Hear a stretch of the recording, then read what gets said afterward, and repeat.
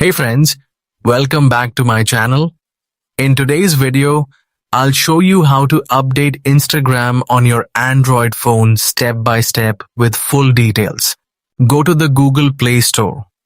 This is the official app where you can download new apps and update existing ones safely. Now locate the screen and tap on your Google profile icon. A small menu will appear. Choose Manage Apps and Devices.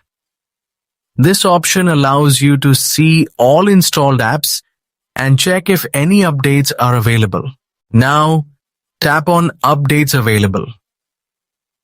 You will see a list of apps that have new versions ready to install.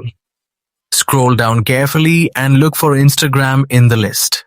If you don't see Instagram there, go back to the Play Store home screen. Tap on the search bar, type Instagram, and press search. Then select the official Instagram app. If an update is available, you will see an update button. Tap on it, and the update will start downloading automatically. Wait for the process to finish. Once completed, your Instagram app will be updated to the latest version with new features and bug fixes. If you found this guide helpful, please like, share, and subscribe to my channel for more easy tutorials.